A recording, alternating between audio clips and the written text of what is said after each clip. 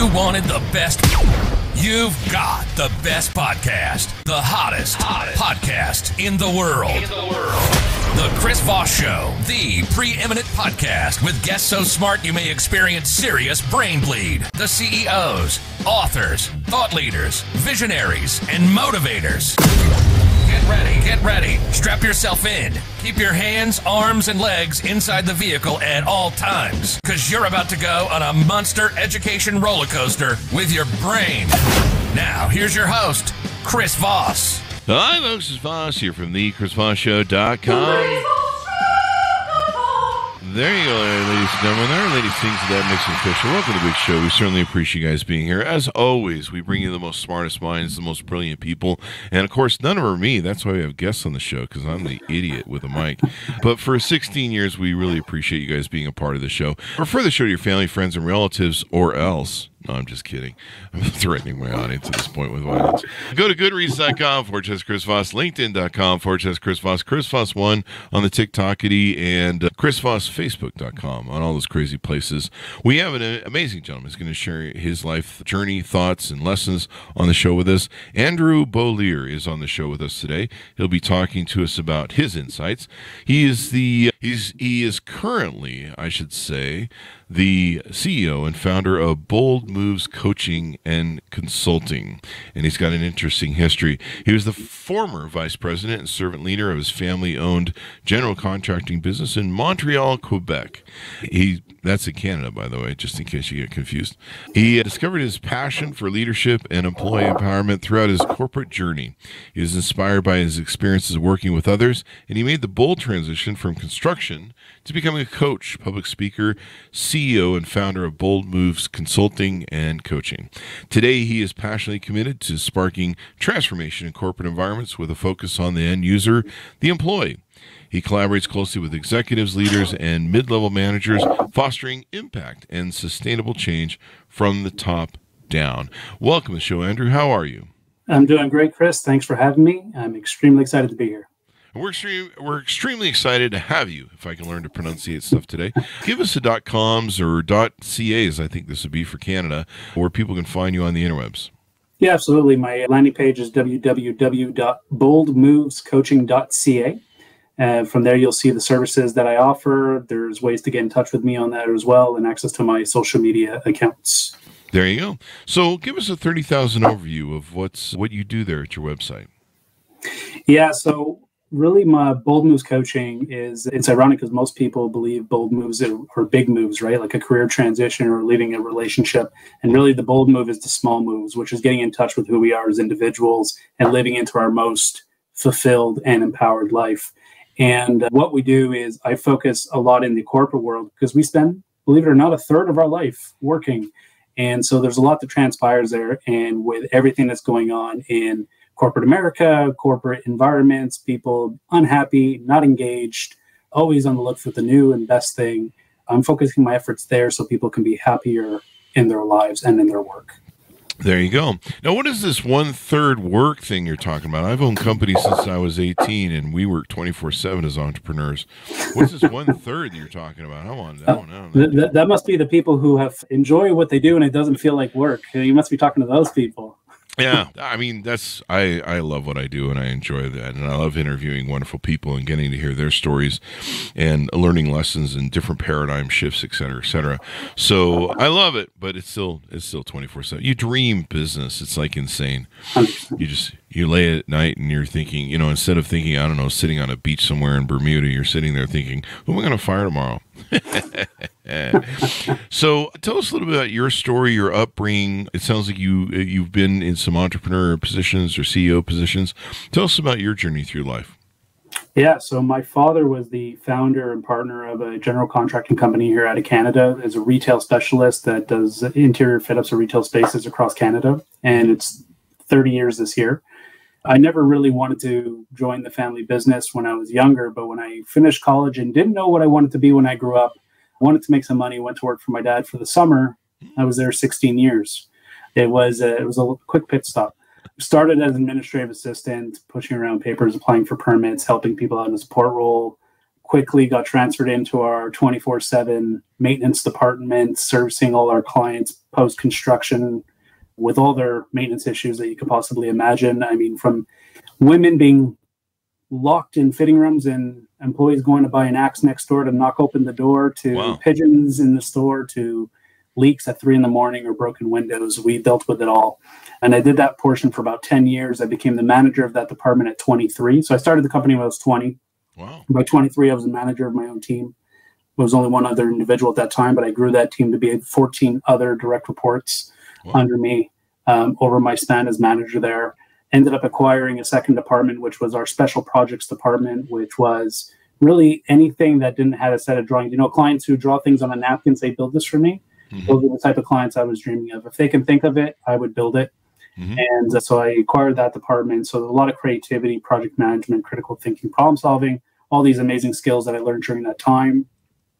And at this point, my father was looking towards his retirement, and he was 10 years senior from his partner. And his partner didn't want to buy his 50%. So he looked at me and my 2 other brothers who worked in the company in different divisions. We were kind of sprinkled throughout the company. There's about 70 employees overall in the company. So there was plenty of space. And he looked at us and said, do you guys want it? And we looked at each other. We kind of said, yeah, let's do it. Why not? It seems like the logical next step, right? And so my father took his retirement in 2019. We took then the owner-operator role and went right into the pandemic. Our first year as owners was 2020, right into the pandemic, which came with its fair share of challenges. But really, my role was specifically taking over the administration, finance, and human resources of the business, working with that side of the team, which was really my dad's role himself. And the numbers tell the story. So I got to learn a lot about the back end of business, the administration, the finance. And I didn't go to school for it. I'm not an accountant by any stretch of the imagination. I took some courses, but for the most part, I was learned by working closely with our financial controller and our accountants and asking the right questions and learning my way through it. But all throughout these 16 years that I was with the business, there was only one thing that really I felt fulfilled with and passionate about, and that was working with my team and working with our trades and our clients. I'm a people person. The construction was always just there. I was never passionate about it. Again, I didn't want to go into the family business, but because I was good at what I did, it felt like that's what I should be doing. And I realized because of the pandemic, being at home with my 2 daughters, I have a 7-year-old and a 6-year-old today, go back 4 years much younger, that I was missing way too much. I was only catching the big things of their lives. I wasn't catching all the small things. And it's the small things that really mattered to me. And so I reflected over the pandemic with my wife and said, look, I'm not passionate about construction, but I love working with people. What can I do? I had my own coach. I had my own life coach. And so I reached out to her and we worked on career counseling and exploring different avenues. And I said, you know what? I really appreciate what you were able to do for me. And I'd love to have an opportunity to do that for somebody else. What about coaching? And so she said, let's give it a shot. So I went down the road, got my certification in coaching while still working in the family business. I gave them 2 years notice. So I gave them a 2 years heads up to get the company in good place, get my legacy, keep my legacy intact, and to be able to build my business while I was handing over the reins. And that's it. In November of 2023, was my last day in the family business, and I've been full efforts on Bold Moves Coaching since. There you go. Congratulations. It's probably a big leap. It's a little scary to make that leap at first. Absolutely. I mean, there's a lot of emotion that goes into it. I have not had a moment of apprehension or look back and say, did I make the right decision? I know in my heart, because I sat with it and I did a lot of coaching of my own, came to terms with my values and what I want out of life, that I knew it was time for me to leave the business. And I'm bringing that experience with me, which is great. That 16 years definitely transfers over. But it was time for me to explore other things. When I look at 30 years from now, when I'm retiring, at that point in my life, I want to look back and say, I tried so many different things and I lived so many different lives and met really interesting people. I didn't want to have the next 30 years of my life paved in front of me, which it pretty much was. I knew what the next 30 years looked like working with a family business, and I didn't want that for myself. There you go. Plus you take on your own rudder. You take on your own destiny, and it sounds like you needed to find that where you could map your own life and do things your way. My first company was a construction business, and it was a nice start, but man, that business is hard sometimes. It never stops. It never stops. It's a beautiful business. There's always something to do. There's great challenges. But you don't get to stop and celebrate anything because the next headache's waiting for you just around the corner. Oh, yeah. Welcome to being an entrepreneur. It's so great. So what are some of the things you help here with people on your website? I can see that you do some different things like life coaching, career transition, and corporate programs. Flesh some of that out for us, if you would. Yeah, so it's all about the end user, which is the individual. So whether life coaching, career transition coaching, or working in the corporate environments, my purpose, my goal is to allow people to be as fulfilled in their life as a whole as possible. I'm looking at the ensemble, right? And the life coaching, you get to work with people through positive mindsets, behavior changes, mindset. And the career transitions, there's a lot of people who kind of like myself fell into a career path and have stuck with it for so long, but they're not getting that fulfillment from it. Doesn't mean they're unhappy. It just means they're not quite getting energized, right? And feeling that that's where they should be. So I'm working with individuals who are still kind of soul searching and figure out what they want to do with their life. Mm-hmm. And on the corporate side, like I mentioned when we started, there's just such a need for that right now. Corporate environments are struggling. There's with the Gen Zs coming up, they want something new. The current leaders, executives aren't quite sure how to handle them. There's, especially post-pandemic, there's so much a need for a shift in our corporate workplaces. And so part of what I'm doing in that environment is I'm bringing in, it's all on a basis of communication, right? I'm a strong believer that the majority of our problems are in some sort of breakdown in communication, lack thereof, misunderstanding, misinterpretation, didn't use the right form of communication, what have you. And so part of what I'm doing is I'm bringing this concept of bringing vulnerability into the workplace. Vulnerability is the basis of trust. And so if we allow our employees to come into our workplace, and I say employees, but it includes executives who are employees of their own organizations by all right, by bringing this aspect of vulnerability into the workspace, allowing them to, not leave work home at home and work at work, which is my father's generation did that, blending it because we're human. We come to work as we are. We show up the way we are. And to be able to normalize talking about how we're currently being in our life. Mm-hmm. And that is going to create a bound of trust. And that's going to lead conversations that can only enhance and develop people. So I'll give you an example. If someone's really struggling at home right now because they're not sleeping well, they're not eating well, because they're stressed from work. I want someone to be able to feel comfortable to come to work and have that conversation with me without feeling shame, without feeling there's going to be judgment, there's going to be consequence. They're going to think I'm going on burnout, which is, a word nobody wants to hear. Let's normalize the conversation so that we can find solutions together, and not necessarily the supervisor or the peer telling you what you need to go do, using a coach approach to figure out what should you do for yourself to get through this hurdle. Yeah. Based on the fact that we work mostly with our colleagues, we're with our colleagues sometimes more than we are with our own families. These are the right people to help you through where you're at in life right now.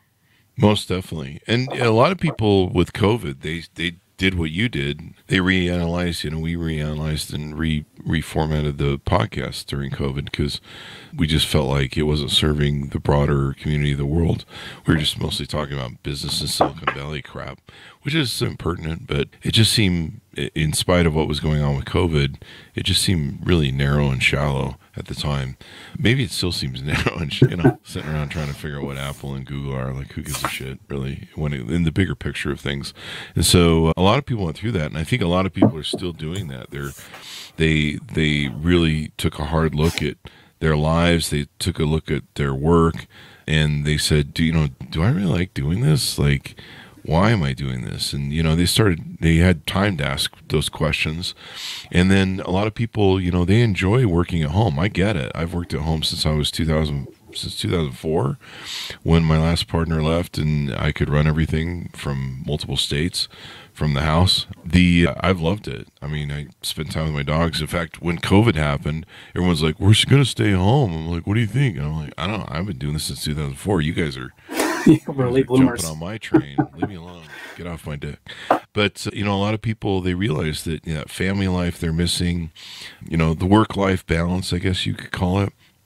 And, you realize how much time you waste in traffic, driving to and from work. I mean, some people, if you live in LA or New York City or, big cities, you spend 4 hours a day, 2 hours back and forth in traffic away from your family, you just realize, and I've often wondered for years, like I would even tell people that when they call me to speak, I'm like, you could save a whole lot of money if you just let me dial in on Zoom and speak, because you number one, you have to pay me for what I call the pants fee, where I have to wear pants and show up at a place. I have to do the suit thing, but then you're also paying me a TSA pain in the ass fee. That's one of my speaking fees, because I hate flying. I mean, I love flying. The flying part I love, but the TSA, the dealing with, the transients on the bus in a tube flying through the sky sometimes gets annoying. Fortunately, I never had anybody throw a fit on a plane that gets locked down, and I would probably beat whoever that was senseless. But, a lot of people reanalyze their values and stuff. In life coaching, what do you find a lot of people are struggling with nowadays? What are a lot of people reaching out to you for? It's a behavior change. So a lot of people are dealing with anxiety. This is not new, but it's definitely becoming more normalized to talk about it. The problem that I have with anxiety is that it's a blanket statement. That's a symptom of what you're actually dealing with. And so we work with causality. So we try to establish what exactly is making you feel off and address those challenges as best as we can. Obviously, there's generalized anxiety and there's medication for it. I'm not talking about those experiences. I'm not a therapist by any stretch of the imagination, but it's working with people who are looking for more positive behaviors. And what people need to recognize with behaviors is there's 4 elements that lead up to it. So one, your behaviors are established by your habits. Your habits are influenced by your daily routines, and your routines are based on your environment. So the first thing, if you want to change your behavior, you got to look at your environment and make it conducive for your daily routine so that you can adapt a new habit to change your behavior. And there's an evolution, right? And so this is why people who establish New Year's resolutions, often they're trying to go straight for the behavior. I'm going to change who I am over, the stroke of midnight. And that's not how it works. You got to take a look at your environment and set yourself up for success. And it starts with working on small things to build positive momentum so that you can have sustainable change. It's easy to change. Sustainable change is what people want. And that's where they struggle with the most. So there's a lot of that. It's dealing with their own emotions. People who are avoiding, again, post-pandemic, avoiding going to social functions. They don't want to leave the house. They don't necessarily want to go mingle. They don't want to get out of their house and go for a walk because they're so anxious, but they don't know why. And so there's a lot of that on the life coaching side. There you go. I like how you mentioned the anxiety is a symptom of something that's deeper in a problem. I remember years ago, I was having panic attacks, and I went in and they go, you have anxiety. And I'm like, yeah. And I also have fear, happiness, and depression and sadness. Like, what the hell? But this was in the early 2000s, it was in the 90s. And, a lot of people didn't talk about it back then. And so I had to worm my way through fixing all that stuff as well. And people, like you mentioned, changing behaviors. We can all do that New Year's Eve resolution thing where, we all make resolutions and we change for like a little bit, but it's the long-term things that really hit the pavement. Like I was yelling and screaming on Facebook all the time for the first 2 months of the year because all these people are at my gym that I'm just like, they're not going to be here. Like, exactly. The end of February. And it was funny. The end of February came and they're not. And I was joking about how I was going to go around to all of them, just walk up and down the line of treadmills with a giant In-N-Out burger and a shake in my hand. And I'm just like, you should just quit now because you're going to quit at the end of February. You just quit now. And this is really good. And fortunately, I didn't have to resort to that. But, everyone left. So they want your long term. And we've all done it. I've done it myself, unfortunately. I mean, we all do. We have false hope. Gyms bank on it, right? Yeah, exactly. Yeah. Exactly. They're just banking on it. They're like, yeah, we know what's going to happen. They're going to give us all their money, and then they'll forget to cancel the pay for the rest of the year. Exactly. There's a fundamental. So part of what I'm doing, part of my practice, I try and incorporate neuroscience. So I'm going through neuroscience certifications right now, and they talk about motivation. And in order to be motivated, you need to be in your executive control network, and to do that, you just have to be in action towards something. A lot of people try to muster up motivation by thinking about it. And so they're in the default mode network and they're sitting there and they're just saying, wow, I'm not feeling motivated to do anything. Well, it's a misconception. You actually have to get up and do something. And by doing it, your body's going to release dopamine because you're building momentum. So start by making your bed, for example, is a rough example. Make your bed. You're going to succeed at it. When you succeed at it, you get a hit of dopamine, and that builds momentum to go to the next thing. So there's some neuroscience that I try to blend into these behavior changes as well. Start with something that you know you're going to be really good at, something you're going to succeed at, and don't try and go for the aim for the fences on your first swing. Start with something small. There you go. Because people aim for the fences and go too big, and then when it fails, they're like, "Well, this isn't going to work. I'll just give up." And just like a ship that crosses the water, it's the small little movements back and forth that get you to the dock. You just can't go out there and hit home runs. It takes practice. It's always funny to me that people never understand that to build something of any sort of value or size or scale or worth, really, when it comes down to it, there's a lot of work and practice that takes into it. I'll have people that'll be like, "Hey, Chris, I want to be like you. I want to be a podcaster." And I'm like, "We've been doing it for 15 years, almost 16 years now, and thousands of interviews. So have fun with that." I'll share a story. When I started my family business as an administrative assistant, my French is not very good. Okay, it's functional at best, and that's now. So 16 years ago, it was not as good as it is now. I was tasked with calling cities to apply for building permits, and a lot of these municipalities, they don't speak a lick of English. And I would pick up the phone. They would say, "Oui, bonjour. Can we help you?" And I would hang up the phone. Pure shock. I was like, "Uh-oh," and I would hang up the phone.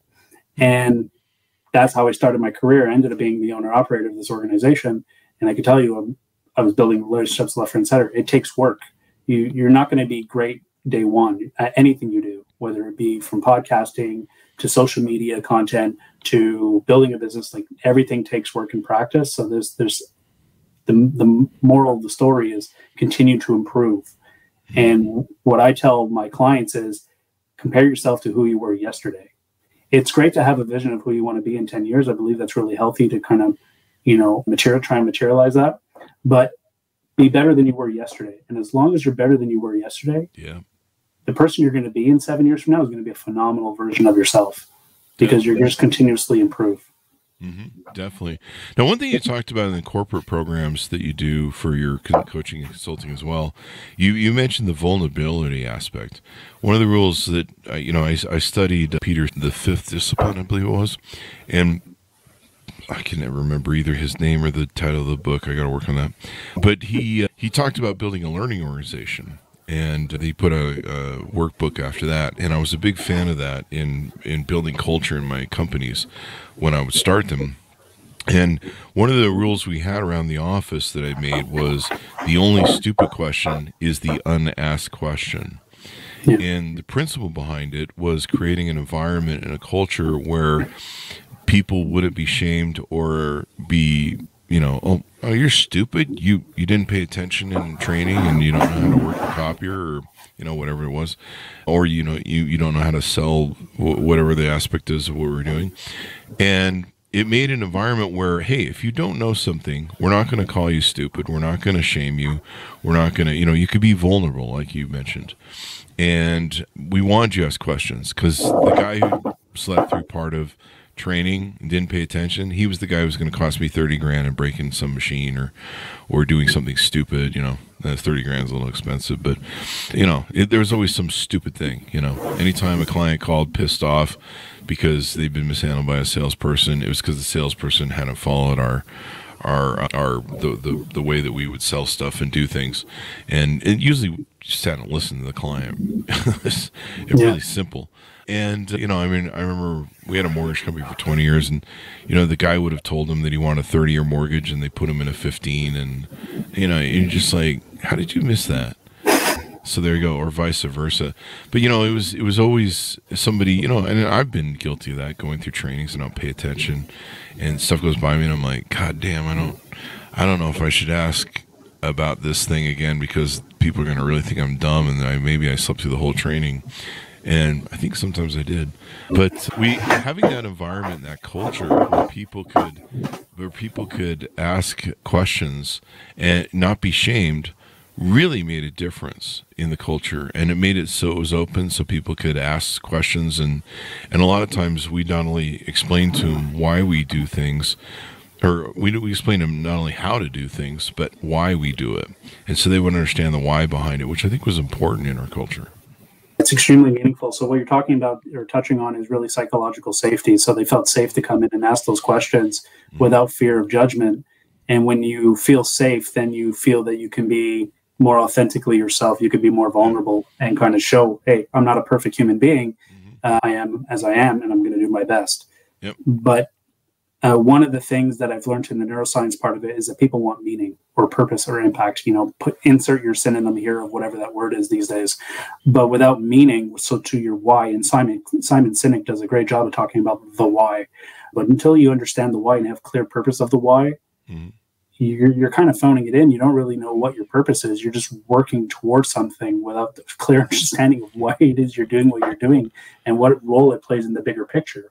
I've seen some companies do onboardings where the person gets to experience every position within the company, or at least every department within the company, to have a full 360 of understanding of how the company works. And I've seen people be onboarded just by, you were hired to do this, I'm going to teach you this, and they don't know what everyone else does. Well, who do you think is going to be more productive and more successful long term? It's usually the person who has the bigger picture. Yep. And the understanding of why things work is so important, because we would explain to them why we built things that way and did things that way, and then they would understand that how our thinking was behind it. But then when they would take and experience the system, whatever it was, they would be able to maybe innovate. So they would come to me and be like, hey, Chris, I know you guys do things this way, but there's actually a better way, and here it is. And having that culture too, where someone could suggest that, made all the difference in the world as well. So, we would see that and just go, okay, there you go. And it was just made for great improvements of everything. What other sort of aspects do you look at when you're dealing with career transition? That's always a big deal. You've gone through that now, technically. You help people in that field. Tell us about that. So the first thing that I tell people when they call me for career transition is, first off, is this an impulsive decision? That's the first thing we want to iron out. If you got an argument with your boss the day before and you say, I'm fucking quitting my job, that's an emotional decision. Let's think about that for a quick second. Maybe there's some steps that need to be addressed before that. But let's assume in this example that they've thought it through. They say, something's not feeling right. There's a friction point every day and I'm not sure what it is. I'm not feeling that this is for me. I want to explore something new. The very first thing is identifying to them who they are as an individual without social expectations of external parties. And that's a challenge, because people have expectations of what you should be. People have expectations on how you should show up. And so you have to kind of quiet all that white noise and say, whether it be your family, your friends, a partner, a spouse, whatever it be, what do you want? Who are you at a fundamental level? What are your values? What do you like to do? What makes you happy? And once we have that, now we're able to go to the next thing, which is, what are your options out there? And oftentimes I'll put them in touch with a career counselor. I'm not a career counselor, but there are psychometric tools that allow you to, based on your likes and your dislikes and your habits and your values, they'll come up with a list of options for you, which is what I did. Even though I suggested I want to go into coaching, I still did the psychometric tools. And guess what? Coaching was number 3 on the list. So it just kind of validated for me that I was heading in the right direction. And what I always go afterwards is the step you take doesn't necessarily have to be the step you live with. So I went into coaching knowing full-heartedly, I'm going to give this a try, but if it's not for me, that's okay. I'm going to go down the next road that I see that feels right. And it happened to be that I landed on it and absolutely loved it. And I knew I loved it because it energizes me and I'm having fun doing it. My days are flying by and I'm making impact and that feels good for me. So it just happened to be that my coaching, my hunch, my psychometric evaluation and my first move worked. But ask me 10 years from now, and that was a question someone asked me last week, where are you going to be in 10 years? We'll see in 10 years. I don't need to worry about 10 years from now. I need to worry about how I feel today. 10 years, I don't have a crystal ball. I have no idea where I'm going to be in 10 years. And you don't have control either of it. No, I will be happy in 10 years. How's that? I'm going to continue to be happy. I love that. And I'm going to be happy in 10 years. I love that. What are you going to do in 10 years, Chris? I'm going to be happy. and hopefully healthy. And usually those two. Hopefully those two things are. I'm not sure I can control the healthy part. I mean, I can a little bit because obviously eat well, exercise, but the happy part you can control because I'm hearkening something from Marcus Aurelius in Meditations, but basically, it's how you perceive life, how you go through life, and how you look at the things that happen to you, and you can choose to be happy or you can choose to be unhappy. And it's your choice, really, when it comes down to it.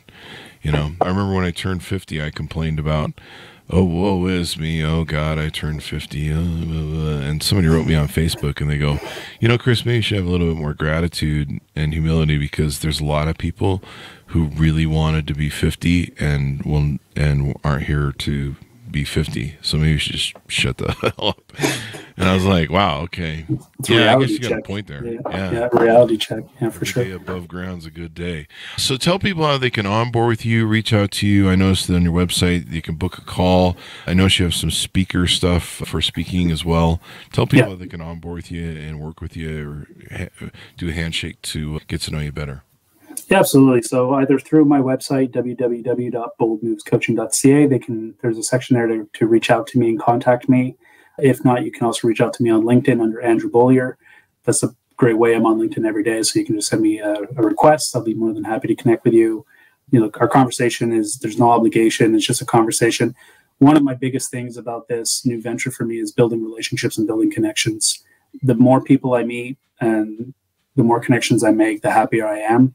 I'm not focusing. This is not a transactional relationship for me. I know there's a transaction that transpires. It is a business at the end of the day, but I'm not in it for you get a session with me and you pay me a session and we move on. You have access to me 24/7 as we're working together. And even when we're done working together, you still have my number. I'd still love to grab coffee and move on. For me, I'm looking to build a community of support and people helping people. That's ultimately what matters. At the end of the day, we're known for the people we know and the experiences we have. There you go. There you go. It's wonderful to have you on the show. We really appreciate your insights. Give us the .ca and where people can find you on the interwebs. So www.boldmovescoaching.ca. You can also follow me at bold_moves_coaching on Instagram or Andrew Beaulieu on LinkedIn.